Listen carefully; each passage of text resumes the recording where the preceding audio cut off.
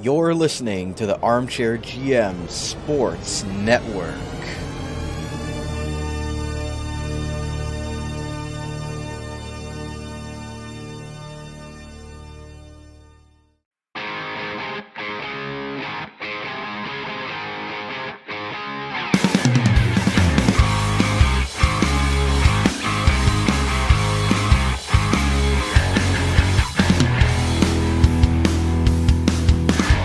This is Rod Mahood, your in-game voice of the Niagara IceDogs, and you're listening to the Dog Pound Podcast on the Armchair GM Sports Network, your podcast source for all game analysis, team interviews, and up-to-date news regarding the Niagara IceDogs. Perlini!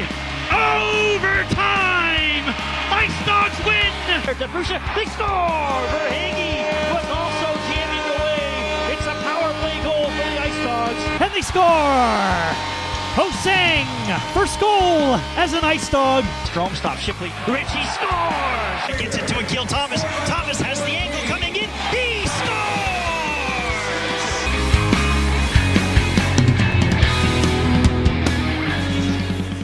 Welcome into another episode of the Dog Pound Podcast, the official podcast of your Niagara IceDogs, right here on the Armchair GM Sports Network. Thank you those that are tuned in on our YouTube channel in video form. Make sure to hit like, hit subscribe, and smash that bell to stay up to date with all of our video coverage here on the network, as well as those that choose to listen to us on your favorite on-demand audio platform. Thank you very much for doing so as well. You can also give us a follow on X at Dog Pound Podcast. Stay up to date with all of our IceDogs coverage and giveaways. Got more of those coming up. We're going to hear possibly a couple code words in today's show. If you want to win some, you're not supposed to tell them already. You're not supposed to do that. That's the teaser. That's the teaser. Oh man, yeah, no giveaways coming. I love it. We're gonna make this a regular thing, hopefully, which is awesome. Giving back to the community and you guys, which is awesome. So again, we're gonna touch on a couple different subjects on today's show. But again, if you want to get in on more of our ticket giveaways as well, we post the videos on Facebook, Instagram, TikTok, and all that fun stuff by searching the Armchair GM Sports Network and for all of our short reels and content. So Christian Simmons and Brandon Caputo are with you to break down the IceDogs rivalry week back-to-back against the Erie Otters, but also some other news to discuss for the IceDogs. Patiently waited for us to record an extra day here, but thank you to Restream for making this delay today, but you definitely don't get our dog biscuit of the week, but we will be giving out a dog biscuit each at least for an IceDogs player that we thought was definitely stood out this week in a positive way. And again, for those wondering about programming, we're not going to have a post-game show after either of the Friday or Saturday home games, but we will have our big end of month recap episode with a giveaway on there as well. We're going to hear from IceDogs captain Kevin He on Captain Kev's flight deck, as well as the general manager for our monthly maintenance segment with Frankie Vola. So stay tuned for that early to mid next week for a big end of October episode. So Christian, getting into the show today, topics on deck today. The split in the home and home with Erie. We're going to talk about Ryerson Edgar named to Canada the World U17 Challenge. We're going to hear head coach Krys Barch's thoughts on the weekend as well. The overager situation has been finalized over the last week since we last recorded.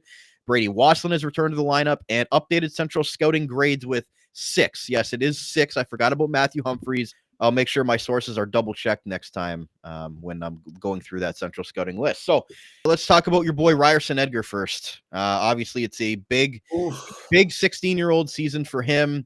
The IceDogs got him signed in the summer, which was obviously big, and he's come in with high expectations, but he's also been able to, I think, meet those expectations so far. That was the graphic they put up. He did have a goal in one of the games against Erie as well. So his goal total is even higher than that. But what are your thoughts on him being named to Hockey Canada for the World U17 Challenge? Going to be leaving us for a couple weeks at the end of October, beginning of November. But again, anytime you get to represent your country and put on that Hockey Canada sweater, it's special. Yeah, no, the puppy is turning into the big dog in a hurry, and that's something that. When I thought about it, I was like, I gotta say this. This is like you know what? Like it's just for me, it's so impressive, and he's really, inspiring a lot of people in the locker room. You saw what Kevin He said about him. I want to play with this guy. I love his compete. And I think that's the big one for me. His compete has been fantastic so far this year. He's really sliding into that Krys Barch DNA of, we're going to compete every night. He's a skill guy, but he also plays with, a ton of edge. And for such a young guy, he's really showcasing his skill sets. What a great thing for him and his family. So I guess first and foremost, congratulations to Ryerson Edgar and the entire Edgar family up in Holland Landing, Ontario. I'm sure there's going to be a parade in the streets for this guy. Huge to represent your country at any level. And of course, at the World Challenge, it's going to be great for him. So for me, I take a look at what he's done so far. He's got 11 points in 11 games. He's 5th in rookie scoring so far this season, and the highest scoring 2009 born player on that list. There's a couple of guys in front of him, all 2008 born. So he's been exceptional. He's dazzling, and he's doing it on a team that is very, very good. We have a deep top 6, which is giving him the opportunity, but doesn't look out of place. He's sliding into a top six role with a ton of extremely talented players, and he's making plays out there. And I love his speed. I love the way he moves his feet. He doesn't look out of place. Doesn't look out of place at all. And I think Niagara's got to be really happy with where they got him in the draft. I think, being the 10th overall selection, and some of those guys that may have been drafted before him have not had as successful starts to their rookie seasons as he have. And I think for the IceDogs organization and for Frank, it's a huge win to have your 16-year-old playing the way that he is at the beginning of the season. It's going to be tough to see him go for sure, but huge news for Ryerson Edgar, and nothing but congratulations in order. I'm not even going to acknowledge your outfit today, Christian. Yeah, so you know what? I was a little bit disappointed when you decided to go right into the Ryerson Edgar news, because bigger news in Canada. Ladies and gentlemen, if you're watching on the video platform, you can see that I am currently wearing my Toronto Blue Jays jersey, my Toronto Blue Jays hat. I'm not taking it off for a week. All right. World Series starts on Friday. Today's Tuesday. I will be wearing these clothes for the next 72 hours. What a game. The Blue Jays take it in game 7. I've never, I was telling Brandon before we started recording this, I've never watched a baseball game and actually gotten up off the couch to like yell in a celebratory fashion. But yeah, no, like there's got to be some Blue Jays fans tuning into the show, and you know that this is incredibly special. And for Brandon, I know he's frustrated. His Yankees didn't get there this year, but here's what we're going to do. We're going to win it for you. Blue Jays are going to win, and then you and all the other, frustrated and depressed Yankees fans can say, we lost to the champions. Yeah. We're going to bring it home. I'm going to bring it home for you. We're going to bring it home for us. Good luck with that. You playing the juggernaut in the LA Dodgers. You know what? I got to say, but what a shot from George Springer. Like, I mean, we're going to move on from this. This isn't going to turn into Blue Jays podcast, but that was one of the best games I've ever watched. And just chills, man. Chills down my spine. Still got goosebumps. Hair sticking up on my arms, man. It was incredible. So go Blue Jays, go Niagara IceDogs as well. And congratulations to the country of Canada for progressing to the World Series and also securing yourself one fantastic 16-year-old for the U17 World Challenge. So lots of news in Canada. Lots of news in Canada this week. So that's why I thought it was good to wrap that all up with Hockey Canada. And yeah, he's like, let's just get it out of his system. Yeah, he wants to talk about it. There was a baseball game last night. Yeah.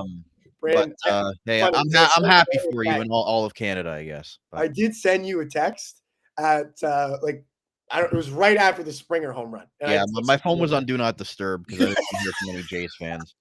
Anyway, sent you a text saying 3-run shot, no response. Let's move on from Ryerson Edgar and the Canada talk, which, I mean, we'd love to talk about Ryerson Edgar on the show more, but if it leads into baseball talk, we're going to move on from it. So let's go into another big piece of news, Christian, that got finalized this week was the overagers. And first off, I want to give best wishes to Andrew Wysick, longtime Ice Dog. Was drafted by the team in 2021, the longest tenured player. Went through a lot of adversity on and off the ice, a lot of long-term injuries a lot of recovery, working his way back in the lineup multiple times, and unfortunately didn't get to play in that playoff series last year with another injury that he suffered last year. And again, this is what happens when you get into your 5th year in the Ontario Hockey League. These tough decisions sometimes have to be made, and when you have 4 overagers, at some point the writing's on the wall that one of them has to go. Charlie Robertson has played so well coming off the double hip surgery. Grayson Tiller has been such a veteran presence on that back end for them, coming back for his final season. And Cole Cooksey, who came over from the BCHL, they really like what he brings down the middle as well as a versatile forward. So Andrew Wysick was the one that was obviously they had to make a decision. Believe he's going to be playing for the Trenton Golden Hawks in the OJHL. But best wishes to Andrew Wysick, a great young man on and off the ice, and a very smart young man too. Like, I think he's going to go on to possibly do some things academically as well, wherever that might be in his next chapter of his career. And to his parents as well, was always great catching up with them and at the rink. So all those sorts of things go into something like this. These players are human beings at the end of the day, and they have families and that support them and bring them to all these games and to the rehab and everything that Andrew Wysick's been through over the last 4 years. I just wish him all the best. And again, would have loved to see him finish out his season here in Niagara, but obviously that wasn't in the plans. But, just all the best to number 75. Yeah, for sure. It's always bittersweet to see somebody like that progress. He's turning into a man. He's graduating from junior hockey. He's going to go on to do some very awesome things, but there's still a part of you that's, that's our guy. That's our guy. He's been here for how many years, and he's been doing it at such a high level. And, there was a case for him to maybe be on the power play this year. And, so it's really sad to see him go, but, you have to just thank him for his service. What a warrior he's been for this team for the last, 5 years. And, it's bittersweet, but for him, a new chapter ahead of him. Trenton, be thankful. You guys have one heck of a player there. If that is where he ends up playing, fantastic. But yeah, for the overager situation, it's interesting for sure. Very interesting. Not the way we drew it up in training camp. And I think, we're going to see a lot of those throughout the season. We're going to see a lot of, flips and turns and detours from kind of the standard deviation. But I do think they have a great group in Grayson Tiller, Cole Cooksey, and Charlie Robertson. One guy in each area of the ice. They got a goaltender, a defenseman, and a forward. And for Cole Cooksey, a guy that, really impressed since coming over from the BCHL, has potentially some more ice time coming around the corner. He's played very, very well. And yeah, so it's a great group of overagers. It's interesting to see kind of the balance. I think every single one of them has made a case to be on this team. Grayson Tiller's had, a fantastic OHL career. He comes from a team in the Barrie Colts that has a ton of experience. He's played in the playoffs. He's a guy that's experienced and seasoned, and he kind of knows how to get there. And for an Ice Dogs team that this year has gone all in, draft picks have been, less than hot commodities for the Ice Dogs this year. They seem to be comfortable giving them away. This is a team that wants to win. You're looking for a guy like Grayson Tiller. You're looking for an older guy like Cole Cooksey, somebody who can bring some maturity to the offensive side of the game. He plays with an edge. He's physical. He's also a fantastic young man. And Krys Barch will talk about this later in his interview. But I've had a chance to speak with Mr. Cooksey many times. A very, very polite and respectful man, somebody that, this team is going to want to have in that locker room. He brings the kind of character that, any OHL team would just be lucky to have. And then Charlie Robertson's been on a tear this season. Not exactly the best game in the first of the back-to-back in Erie, but we can let that go. We can move on from it. Okay, he's human. He's not going to be Superman every night. Sometimes he's going to dress up as Clark Kent. That's okay. But he's also had a great season. So I think the 3 overagers, I don't have any issues with any of them. I think they're all going to bring value to this team. It's just it sucks that Andrew Wysick has to be the one, to not be here anymore. And it's sad, but it's a part of the game.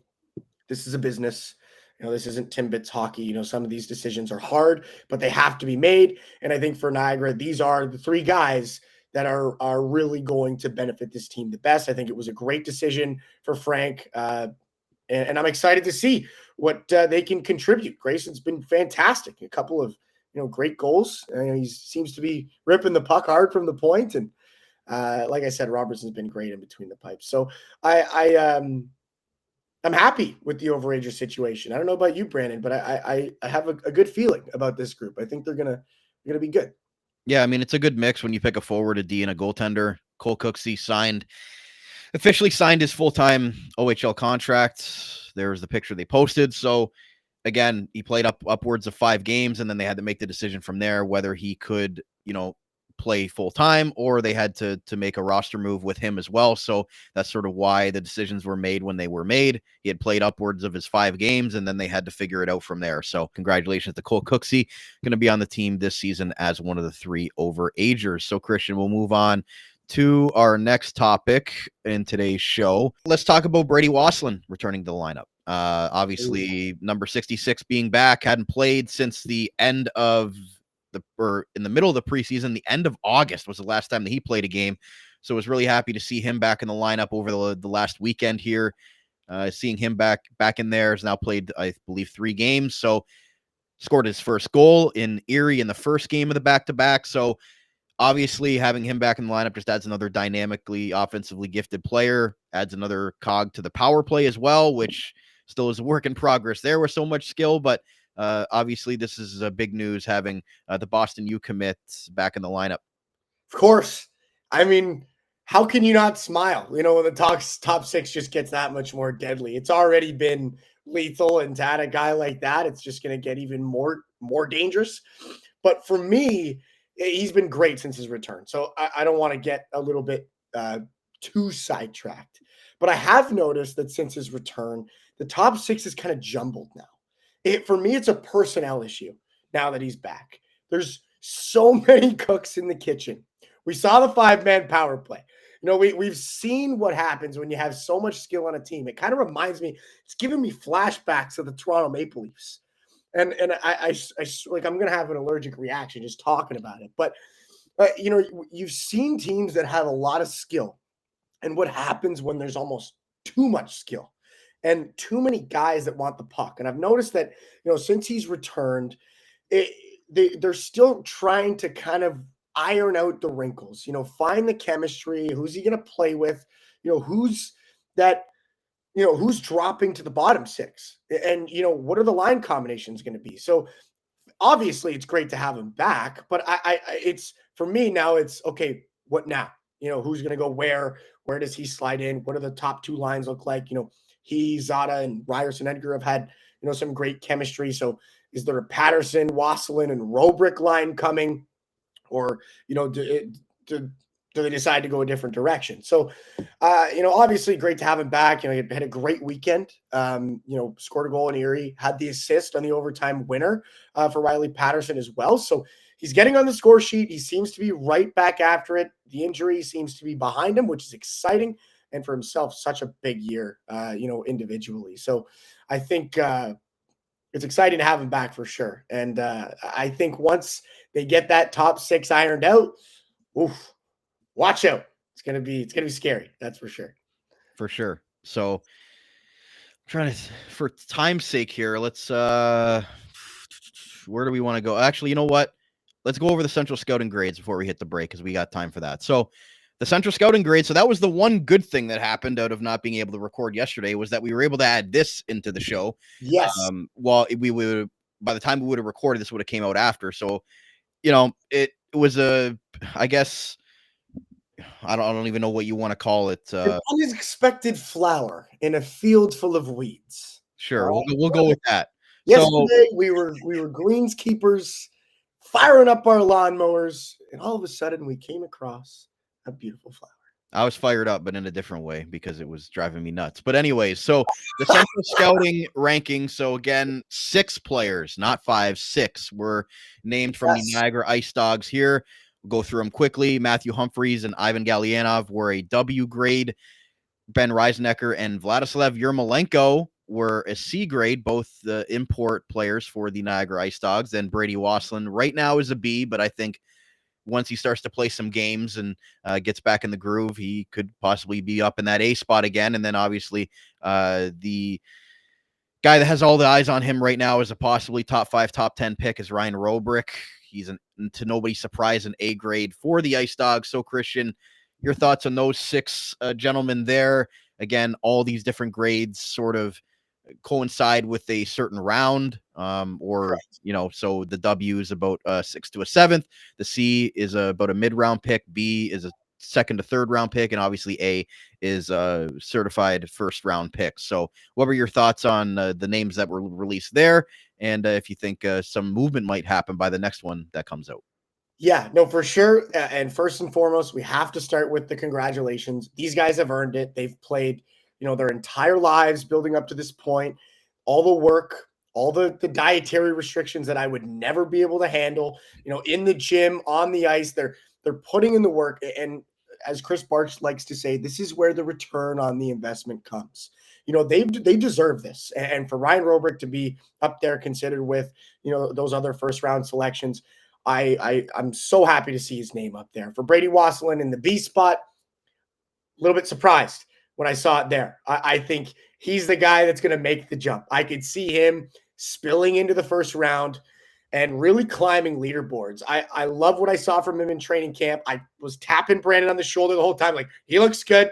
He looks great. So I'm expecting Wasslin to climb. And for Reisnecker and Yermolenko, I could see them climbing as well. Reisnecker's a guy that has had a relatively short stint in the OHL, coming from Czechia. Not a lot of guys have really seen him yet. He's still young, but you see the tools, a physical, big, offensively capable defenseman. Who isn't going to want a piece, right? So I see Reisnecker climbing. Yermolenko has been fantastic too. So, if he puts together another 20 starts, stopping 40, 44, every night, which seems to be the norm, he could also be climbing these draft boards. And then Galyanov, Matthew Humphreys, also very, very deserving candidates to be on this list. So I think for the Ice Dogs, fantastic news to have some of their own represented on the Central Scouting list. But I do think for Ryan Robrick, that this hopefully is another little kick in the butt. Let's go. Time to get the engines turning. And I think for me, Ryan Robrick has been so quietly dynamic this year. He's still producing, but kind of he's tippy-toeing into the kitchen instead of ripping open the fridge door, ready to, go to town. He's just kind of quietly, getting his snacks, here and there. He's getting his points. But he doesn't seem to be overly hungry yet. And that for me is what's so exciting. He's already at the top of this, Central Scouting leaderboard. He's an A, but I could see him turning himself into an A+ if he really gets hungry and starts playing Ryan Robrick hockey like we know he can, when he gets mad. We know that, Robrick, when he plays with an edge, when he plays pissed off, it's scary. And I'd love to see him really start to lean in to the skill set and the potential that he has. But for the other guys on this list, I think there's a lot of progression to be had throughout the rest of the season. Hopefully Brady can jump to an A, Reisnecker and Yermolenko maybe to a B or even an A. I think Reisnecker has a ton of upside. And then for Galyanov and Matthew Humphreys, hopefully just keep chugging away, game after game, keep making your case. And I think for Galyanov in particular, the team and the DNA, the culture that he's a part of is only going to help him. I mean, Krys Barch is a coach that, really rewards players who work hard, forecheck well, back check well, win battles, do all the little things. So I think for Galyanov, it's going to be a great year for him to, soar up some draft boards. So I think it's great news. Congratulations in order. And it's got to be a good feeling. I mean, you see 6 of your own on the Central Scouting board, not much not much else to say. It's a great feeling. And with Rysnecker and Yermolenko, it's just a nice story, right? Because unknown products coming over to North America for their first taste of what it's like over here. And some players take longer to adjust and adapt than others. And for them to already be on this list as unknown products, really, when they were drafted in the import draft, I think that says a lot about how they've gotten off to a nice start. Yermolenko didn't get here till the first week of the regular season with his visa issues. Rysnecker, as a defenseman, trying to adjust to the North American style can be hard. Again, he's more of a defensive defenseman, but getting his first goal last weekend as well was big for his confidence. And for those guys moving away from home, moving to a completely different continent, that's something that I don't think is talked about enough. About how hard of an adjustment it is for those guys, and for Yermolenko as well, coming over from Belarus. And we don't realize sort of what these guys go through to be able to get here and get to North America just to play hockey. And I think for them both to have early success in the first month of the OHL season, so props to those guys, because I think the imports sometimes just we expect them to come over here and be great, and that's not how it works sometimes. And for them to already be on the list as a C, like you said, maybe even up to a B by the end of the year. But, the other guys, I think we've talked about a lot. But for me, it was a nice surprise to see the 2 imports on there. Yeah, no, for sure. And to your point, yeah, it's hard to imagine what these guys go through. Just to think about that, leaving your childhood home and, your country, your family, everything behind, and hop on a plane. And all of a sudden here I am in Niagara. I don't know anybody, I expected to go play hockey now. So for sure, it's gotta be tough. There's obviously a lot of pressure on them. And, for Yermolenko, of course, some of these challenges with visas, and there's just a lot going on, and to see them really thriving and playing really good hockey is awesome. It's inspiring for sure. For sure. And that's our first code word of the day is going to be Rysnecker. So if you guys are listening, hey, Rysnecker is our first code word if you want to get in on some tickets for this weekend's Niagara IceDogs games. And I threw it in right at the end of the segment. So you people have to listen right all the way to the end. You got to listen. And there's another one coming. All right. So just because the first code word got released, no, you're not turning it off. We got more tickets coming. Just so you guys are aware. Why would you want to turn it off? We've got a lot more to come on today's show. Christian's got a lot more things to say. Christian's got a lot more of opinions to get out about these last weekend games against the Erie Otters. You've also got to react to Krys Barch's comments. That's it. Come on. That's what I mean. We got a lot going on here in segment 2. So stay right here. We're right back on the Dog Pound Podcast, the official podcast of your Niagara Ice Dogs. Proudly brought to you by Global Pet Foods, where pets are undeniably part of the family in their 3 great Niagara region locations. Back after this. Whether you just brought home a new furry member of the family or would like help finding something new for your picky eater, maybe you've done your research and want to upgrade your pet's nutrition from an entry-level food, the staff at any of the Global Pet Food stores in the Niagara region would love to help you out. Let them show you why our lesser-known premium brands are so much better than highly advertised big corporate brands. The value from the brands we carry is not only visible in the health and vitality in your pet, but also because you won't need to feed as much as with the other brands. Better nutrition from a longer-lasting bag. We hope to see you at one of the following locations across Niagara: 3643 Portage Road in Niagara Falls, 160 Highway 20 in Font Hill, as well as 400 Scott Street, St. Catharines. Global Pet Foods, where pets are undeniably part of the family.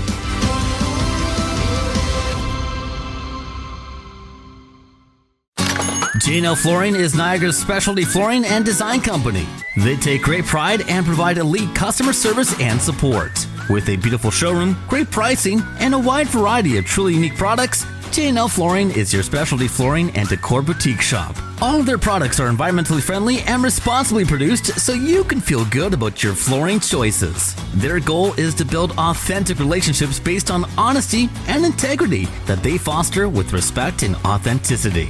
Offering a unique and wide range of quality products presented by a knowledgeable and patient team, they simplify the process to make your life easier and to make your home more beautiful. Visit them at 4424 Montrose Road in Niagara Falls or find out more at jnlflooring.com. If you think you can get a better deal anywhere else, you don't know Jack at J&L Flooring.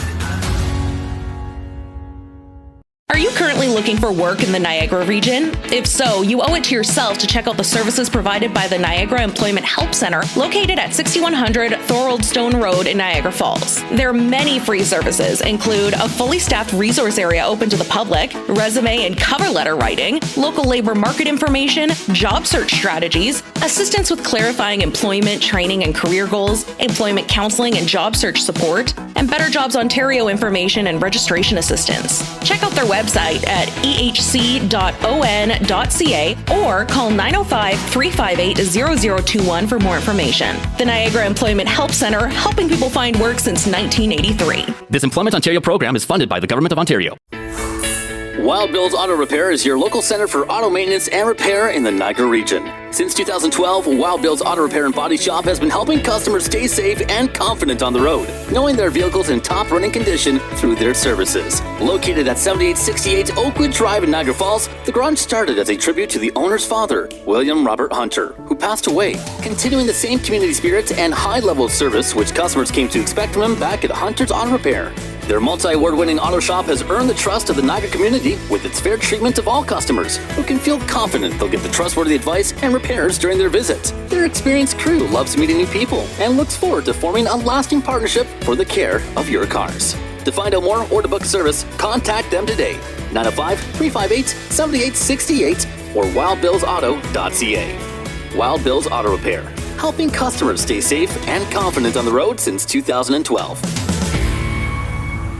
Hey, it's Ryan Roberg. This is Ethan Zader. This is Brady Waslin. This is Ivan Galyanov. This is Kevin Heaton. And this is the Dog Pound Podcast, the official podcast of the Niagara Ice Dogs.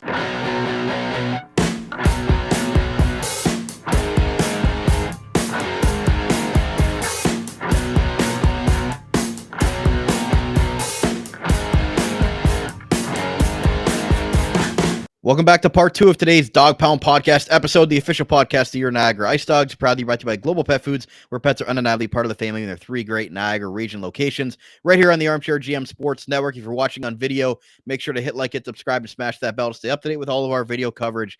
And to those that chose to listen to us on your favorite on-demand audio platform, thank you for doing that as always as well. And you probably wouldn't have even known why we delayed it a day, but we had to get the video version figured out because it's very important for us here on the network to get our video podcast and our YouTube peeps the episode as well, not just in audio. Again, make sure to give us a follow on X at Dog Pound Podcast, as well as on Facebook, Instagram, and TikTok by searching the Armchair GM Sports Network. So, Christian, we're back for part 2 of the episode, and I know we've got another code word coming at some point from you. For more tickets to give away. I do want to say we do have some tickets to give away for the Kingston and Brampton games this weekend. So stay tuned on social media as well if you want to get in on those giveaways as well. We pick some random winners, but we're also giving away some on the show as well. Again, programming alert, no post-game show, but our big end-of-month recap next weekend with Captain Kevin He and General Manager Frankie Vola updating us on the roster. So, Christian, the home and home with the Erie Otters, first rivalry week. What did you think of it? Back-to-back with Erie. They played it Friday and Saturday. Taking away the results from it, did you think this was a success? Do I think it was a success? That's a hard question to answer because I think at this stage for the Niagara Ice Dogs, it's not just about wins and losses. It's early season. There's wrinkles that have to be ironed. All right. And if we're not progressing in some of those pieces, then I don't think it's a success. It really doesn't matter if you win the game or not. You need to be ready for playoff hockey. You need to be ready for the end of the season. So, we'll get into that. I'm not going to start there. Start with the rivalry week. That's a fantastic event. I thought it was great. I think the OHL did a great job with it. Home and home with Erie. Starts in Erie, and the Ice Dogs lose in a game that I think they deserve to lose. They did not start well. Once again, came out flat in the first period. The power play struggled again.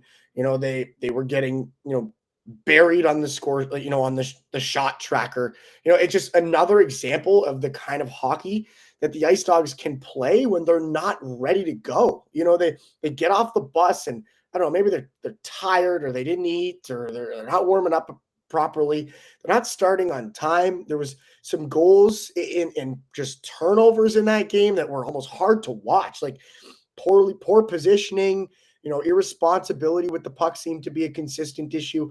Looking at the first period there, and I made a couple of notes as I was watching the game. There was a breakout on the power play where the IceDogs gave the puck away. Like it was a drop pass, and in comes the Erie Otters on a 2-on-0 on the power play. Like, they're just little things. They're giving up shorthanded rushes. They missed a couple of assignments in front of the net. It's just being responsible and having a respect for your opponent, I think, is something that, this IceDogs team needs to develop from the opening faceoff.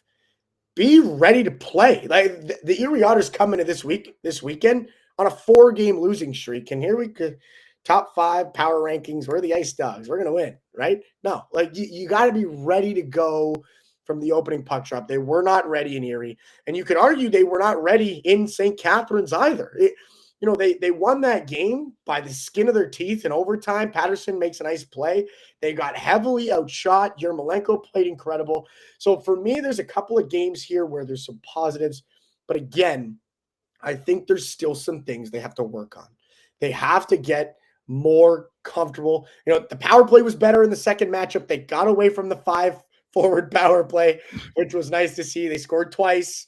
Robrick gets on the board. It's nice to see him score. But yeah, I don't know. Not exactly for me as an analyst of the game, somebody who's supposed to rip apart every game and what was good, what was bad. I want to say I was not happy with this weekend from the Niagara IceDogs because I know what we can achieve. I'm not trying to be negative. I'm not trying to say that this team is bad. That is ridiculous. So if anybody is thinking that, get that out of your head because that is not where I'm going. I'm saying that this team has potential to be one of the best teams in the CHL. They belong in that conversation. They're not playing like it right now, but they belong to be there. And that's where this analysis is coming from. If I was analyzing the Sudbury Wolves, and condolences to my good buddy David Bowen, but it's a different conversation. You look at their team, there's a lot of positives. They're making strides.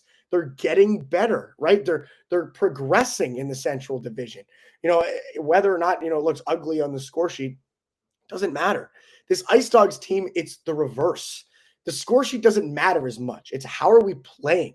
What areas of the ice are we being responsible? Where are we being irresponsible?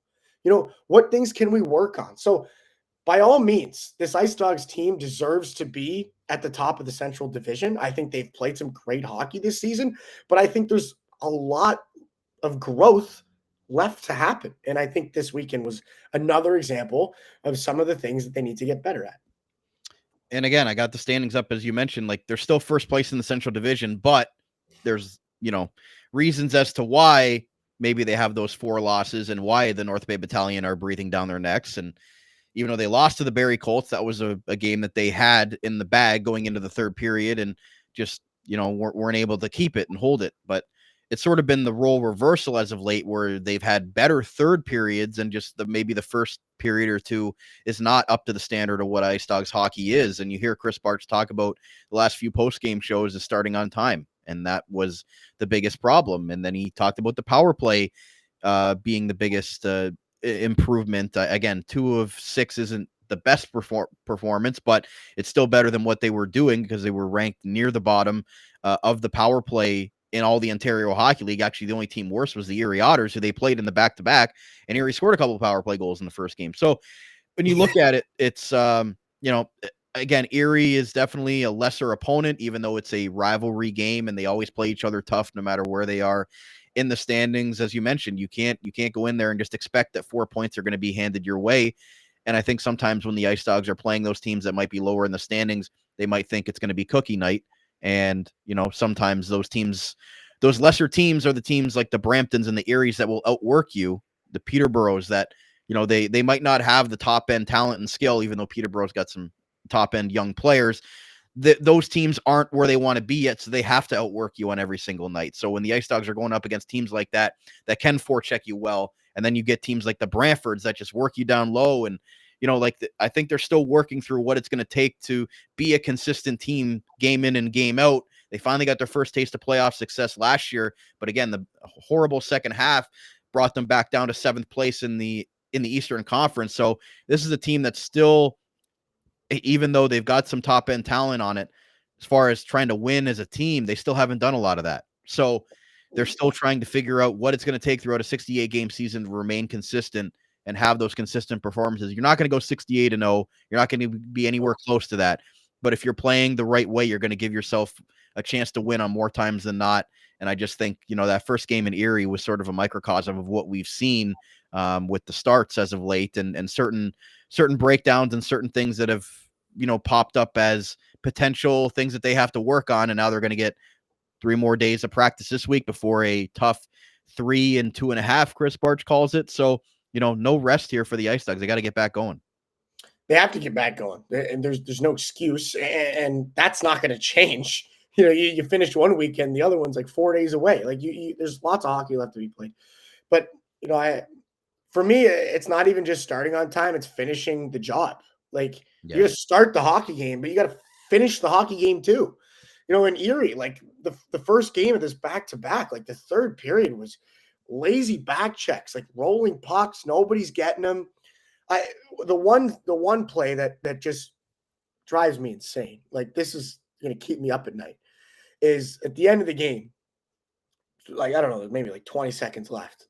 Erliden is trying to shoot, which is the Erie Otters goaltender, for those who don't know the Erie roster, is trying to shoot the puck into the empty net with 4 IceDogs in front of him.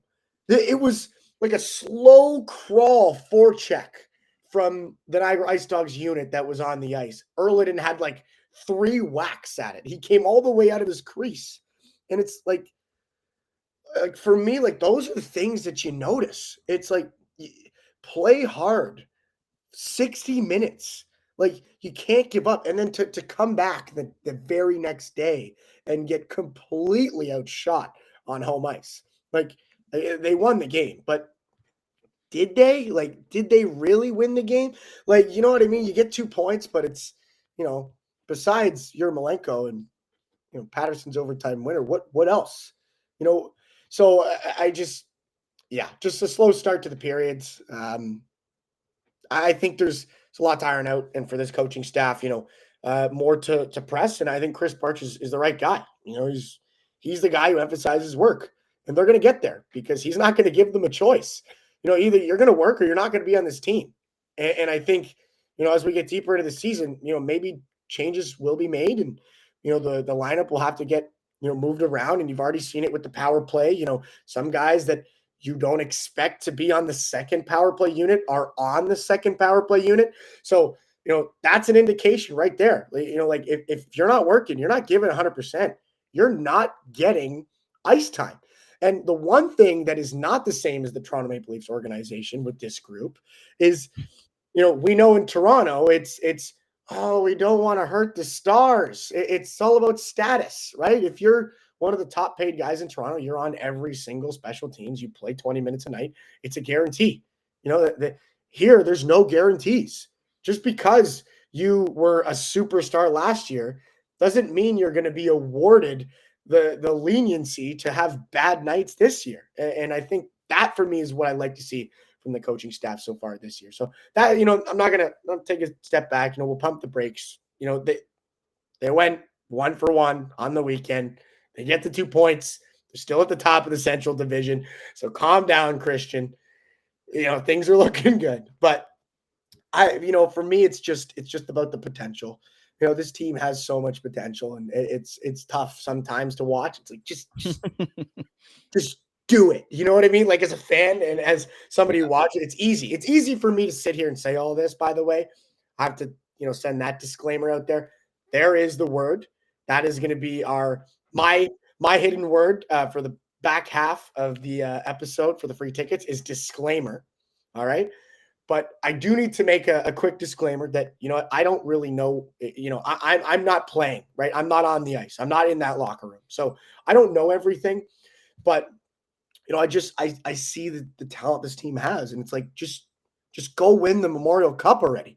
You know what I mean? So I think that's kind of where it comes from. Again, I want to reiterate, I'm not saying that this team isn't playing well. I'm saying they could play better. When you have that much talent comes great responsibility and great expectation, right? So Exactly. That's what it is. If they didn't have a team that we thought, could potentially be a top team in the Eastern Conference, I don't think we'd be talking this way. So again, we just know that this team has another gear to be able to reach.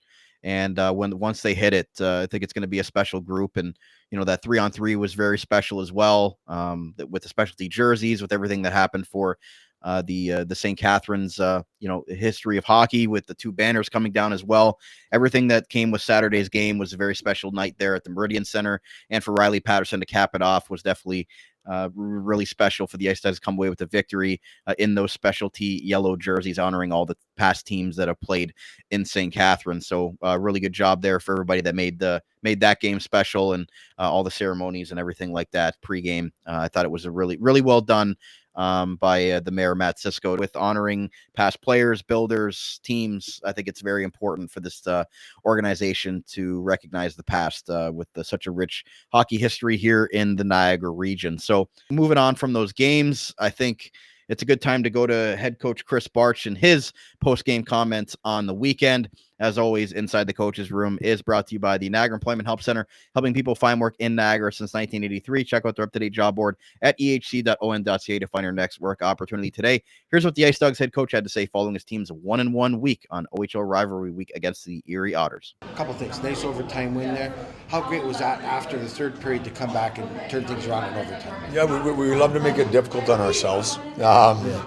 Playing in our D zone, and I got to say, as a group, they did get in lanes. And for me, it's a selfless act in terms of putting yourself in danger or in the way of danger with eating as many pucks as they did. And I always say small victories.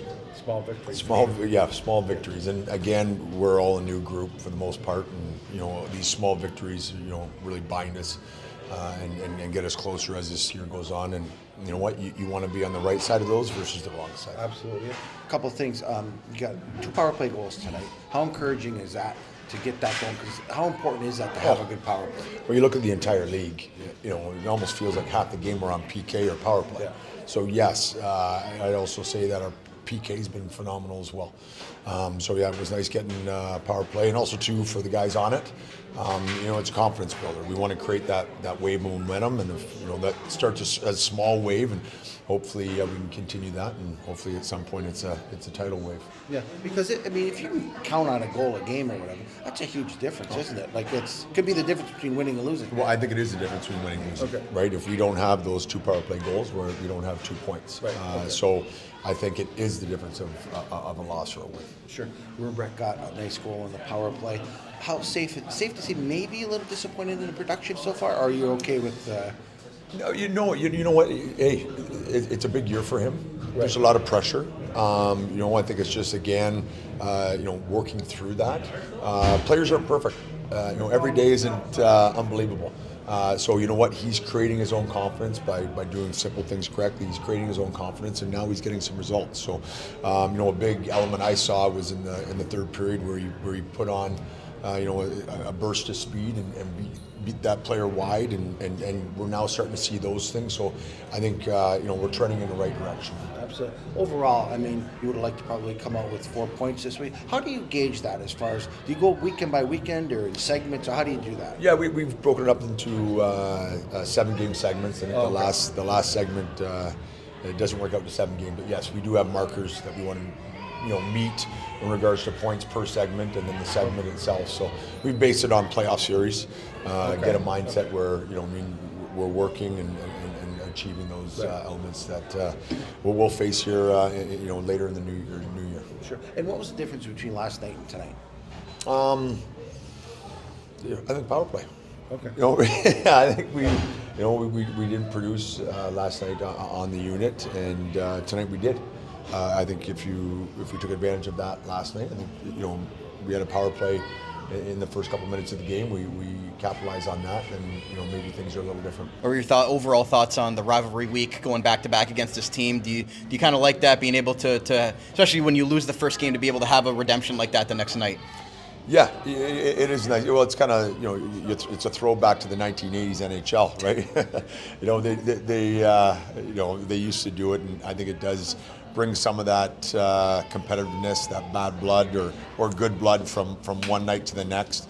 So I think as players, you don't forget what happened the night before, and I think it drives that heart a little harder or a little deeper. Edgar named earlier this week to the U17 for Hockey Canada in the Hockey Prospect Challenge. What did you see from him tonight, and why are you so impressed with how he started off his 16-year-old rookie season? You know what? He, for me, I don't look at any of these players, with an age attached to it. So therefore, he's earned everything that he's achieved. I think it's a great feather in his cap with respect to playing for Team Canada. And then, over and above that, he's been a real big part for us. Like I said, he connects with, like-minded players, Zada and he, and has had and brought success to them as well. And it's nice seeing that shared element within that group.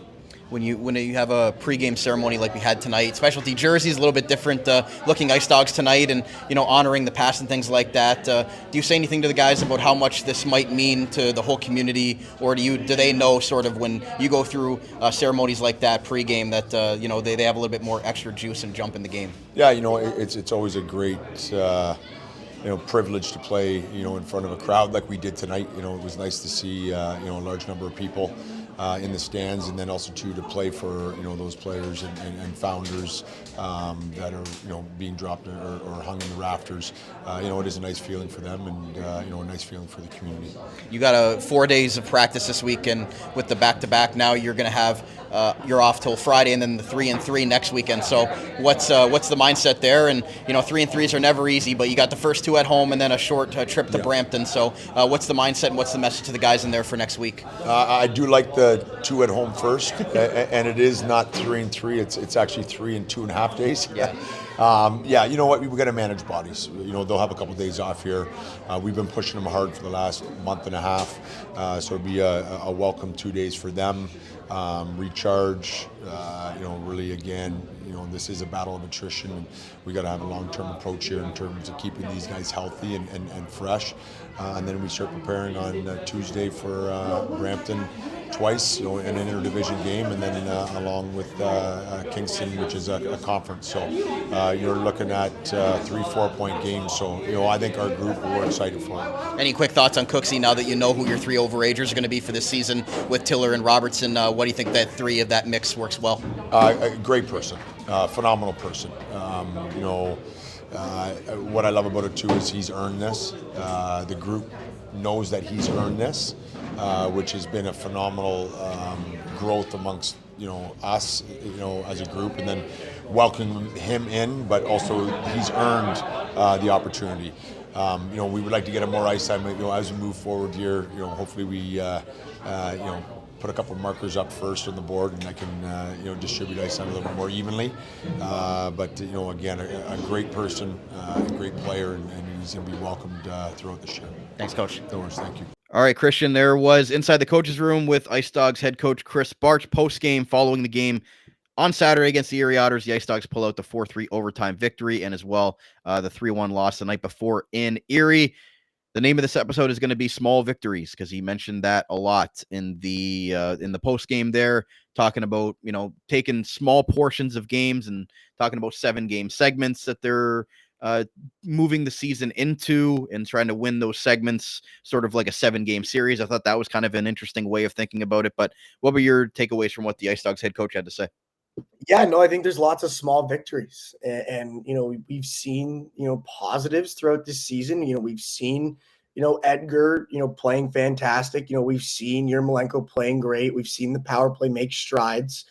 And I think he really nailed a lot of the positives. I think it's great. But to go back to kind of the general theme of this podcast so far, they're a team of adversity cravers. they don't like to make it easy on themselves. And that's exactly what he said. It's just, they seem to like to chase the game a little bit, like to come from behind. And if anybody has ever seen Secretariat run, one of the fastest horses of all time, this team is like Secretariat. All right. They come out of the gate a little bit slow, and then they like to chase you. They like to pass, right? They like to pass you in the final leg of the race. And I think that for me is the big takeaway. They're not making it easy on themselves. But Edgar, he talked a lot about that top unit. They're connecting with he and Zada. That's really encouraging. Power play gets on the score sheet, which is nice considering kind of the struggles and the jambalaya that it's been so far this year. With 0 for 3 the night before, and then kind of as you mentioned, kind of stewing near the bottom of the barrel for the majority of the season. But I think a lot of positives. Ryan Roberts gets on the score sheet. He had a fantastic back half of the game on home ice. He really, got his legs going. He scored the goal, and that, those are the encouraging signs, when you see a guy like that play. But to go back to the 7-game increments and these metrics, that's like really exciting to hear, that a coaching staff is getting that detailed, with their, analysis of hockey and really keeping these guys on track. And it sounds like a lot of good things are happening in that locker room, and, they're going to need it. They got a 3-3 coming up this weekend. So it's going to be a busy weekend of hockey, but I think for me, I take away the adversity cravers, starting on time, the power play, getting back where they want to be. And they went 2 for 6. Ryan Roberts gets on the score sheet, and Edgar gelling with that top unit. So for me, those are the takeaways. All right. So, yeah, I think, again, he's still working through a lot with the assistant coaches and what the standard is. But I think, again, as long as they get the guys, as we kind of mentioned earlier in this segment, to buy in to how they have to play every single night, that's what he wants to see. So we'll see how they go into this 3 and 2.5, he called it. So really tough. I mean, luckily both first two are at home, and then a shorter road trip to Brampton than maybe some other rinks. So it's definitely going to be important because there's 2 divisional games against Brampton in there.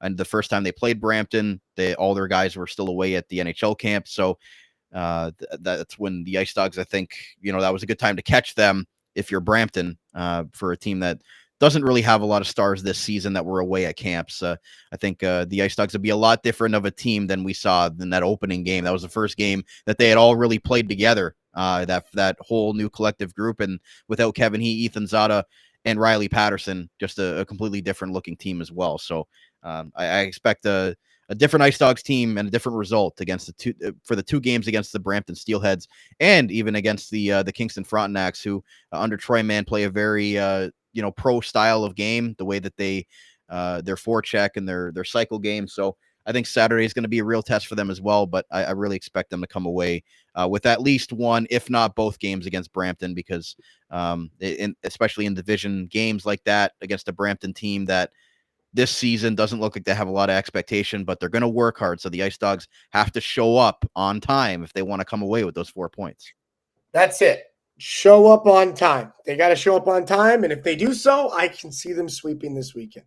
That's what we're striving for. Get all 3, get the 6 points, improve to 9-4, which would be a great spot to be, challenging for the Brantford Bulldogs. I mean, depending on, kind of how they stack up this weekend. I'm not sure exactly who they're playing, but it'd be nice, Brampton kind of climbing that Central Division standings. It'd be nice to kind of push them down a little bit as well. Really distance yourself in the Central Division with 2 wins this weekend against a divisional opponent, and then to take on Kingston, who's also been pretty strong in that East Division. You see it right now if you're watching on YouTube.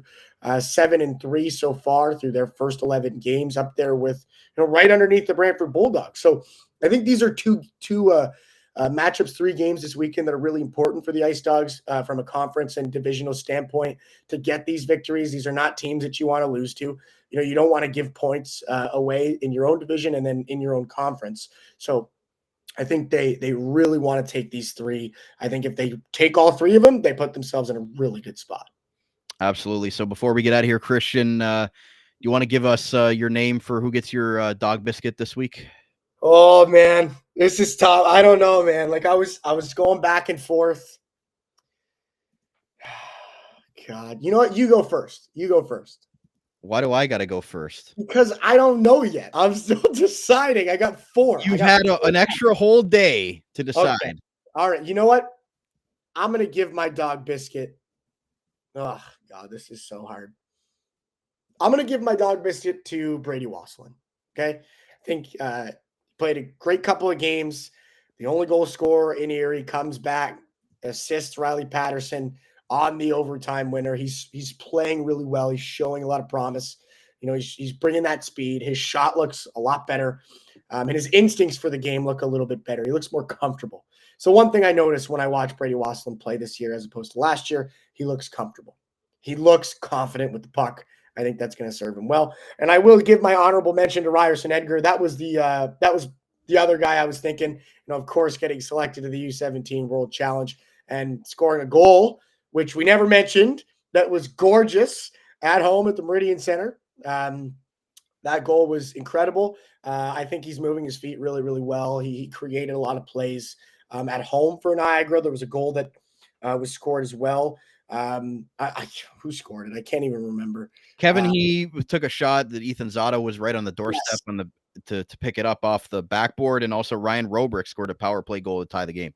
Yes. Okay. So it was the Zotto goal where it bounced off the end wall. Edgar moved his feet all the way up to the blue line, created the separation. So, so I loved that play from him. Gets 2 points on the night. And of course, to get selected to the U17 Challenge in Nova Scotia. So those are my 2. Brady Wasselin gets the dog treat. Ryerson Edgar is the honorable mention. Okay. So I got one for you, and it's a guy that's not going to show up on the score sheet. Actually, I will say Vladislav Yermolenko deserves a shout out because that 41 save performance against the Erie Otters was the reason they won that game, or even got it to overtime. So shout out to Vladislav Yermolenko. He's one of them. But for me, an unsung hero has been Hayden Reed. I love the way this guy plays, Christian, like the way that he kills penalties, plays in all situations, is forecheck. He's just a smart player. You can see why the Minnesota Golden Gophers really like this guy to want to bring him into their program. Just a very smart player, does a lot of right things with the puck, gets rid of it at the right times. He's able to make some plays here and there when he has to offensively, but when he's winning 8 out of 10 faceoffs and 7 out of 10 on the 2 games against the Erie Otters, like he's such a valuable piece for them for what they have to do on the penalty kill. It would have been 7 for 9. They 7 for 9, thank you. Goals in Erie, but they went 6 for 6 on the penalty kill at home. That's it. So it was 6 for 6 at home, and every time I saw a defensive zone draw coming for the Erie Otters on the power play, Hayden Reed was out there taking the key draws. So along with Ethan Zotto, I think he's their best faceoff guy. He's their most reliable faceoff guy, and I just think what Hayden Reed brings in that middle 6, whether he's playing up on the second line or playing on the third line, I think he's just been such a valuable piece and an underrated addition coming over back to Niagara with Artem Frolov. I really like the way Hayden Reed plays. And again, you need guys like that when you have the Wasselins, the Robricks, the Kevin Hees, the Riley Pattersons. You need guys like Hayden Reed. And I think he's just brought so much on the offensive and defensive side of the puck for stuff that's not going to show up on the score sheet. So for me, my dog biscuit of the week is going to go to Hayden Reed for everything he brought, making that penalty kill 6 of 6 on the game against the Erie Otters, and was help them get that 2 points. I just think he had a very underrated and under the radar performance. For sure. And you know what?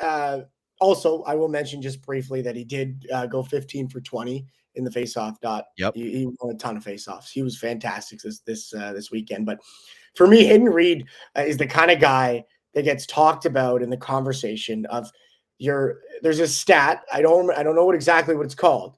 100% focuses on winning battles. And what is your expected win battle percentage? How many battles do you win? And do you win half a battle? Do you need another guy to come in and help you win the battle? There's a lot of metrics that go into this, and you can tell by the way I'm describing it that I don't really understand all of it. But it's all about winning battles and what is your ability to by yourself regain the puck for your team. And he's the kind of guy that fits into that conversation. He wins battles. He's a hardworking player. And, he does a great job. Kind of reminds me of like a Matthew Nyes in a way, not maybe as big, but he's very skillful in tight areas. Does a great job with the puck, in and around the net. I think that's going to be where we're going to see him score. He's going to be kind of the dirty goal guy, right out front. But I do think he also, similar to Matthew Nyes, does a great job of grabbing possession of the puck back from the other team. He knows how to use his body. He positions himself well in the corners. And I think that's another thing, like you said, the unsung hero, not exactly the box score bruiser. He doesn't really show up. He doesn't score 3 a night, but what he does is all the little things. You see the face-off wins, you see the battles, you see the penalty killing, the shot blocking, being a warrior in front of the net, taking a beating. Like those are the things that, a team like this is going to need. You can't win playoff hockey if you don't win face-offs, if you don't block shots, if you don't win battles. You can't. Doesn't matter if you get a guy who can score 41 goals.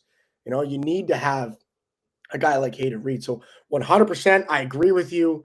He deserves a dog biscuit this week. Great in the faceoff dot, great in the corners, and just a fantastic player for this bottom six. I think he's going to be great this year. Only 3 points in 11 games, but to me, he's been so much more than that. And again, a guy that brings an intensity. You can see even off the ice, he's not really goofing around. He's very intense. He takes his profession very seriously, and I think that's going to serve him well as he goes on to the NCAA collegiate-wise with the Minnesota Golden Gophers. And it seems like he takes pride in that faceoff dot. He's always going in there. Looks like he's ready to go to battle, ready to go to war. So I really like Hayden Reed's intensity and what he brings to the team. So that's it, Christian. That's it for our episode today. Again, next weekend's monthly wrap-up show is going to be big. We're going to hear from Kevin He as the captain, as well as Frankie Vola. Going to update us on what he's done with the roster, Christian. Really looking forward to, picking his brain about some of the decisions that were made and maybe some of the decisions that might come in the next little while with trades and other moves. So really looking forward to that. And hopefully you guys will tune into that. Another big video podcast coming up next week, Christian. But any final thoughts? Yeah. And I was thinking about this. I got an idea. All right. For our fan base, for our audience. In true Armchair GM Sports Network fashion, as we are Armchair GMs, I would like you guys to get involved and be Armchair GMs of your own. All right. In preparation for our monthly recap, I would like you guys to put together a list of, if you were going to be an Armchair GM, what moves would you make with this team? How do you think they've done? What would you change? What wouldn't you change? What kind of personnel would you bring in? Maybe what are some of those holes that the IceDogs are currently looking to fill? And Brandon and I will recap those in the monthly recap episode. And I think for me, that's something that I want to focus on. We're to talk about, what can we expect from this IceDogs team as we get deeper into the season, maybe at the trade deadline? What are they looking to add? If it was up to you, if you could make some changes in Niagara, what would you make? Leave them in the comment section. Yeah, I like that, Christian. Great way to end the show. So that's it for another installment of the Dog Pound podcast right here on the Armchair GM Sports Network. Again, thank you to those that tuned in on our video version and those that choose to listen to us on your favorite on-demand audio platform. Make sure to hit like, hit subscribe, and smash that bell to stay up to date with all of our audio and video coverage here on the network. For Christian Simmons, my name is Brandon Caputo. That's it for another episode brought to you by Global Pet Foods, where pets are undeniably part of the family in their 3 great Niagara region locations. We'll talk to you guys again next week. Enjoy the 3 games and look for those ticket giveaways for the Niagara IceDogs home games. We'll talk again very soon. And yeah, I guess go Blue Jays this weekend. Go Blue Jays! You're listening to the Armchair GM Sports Network.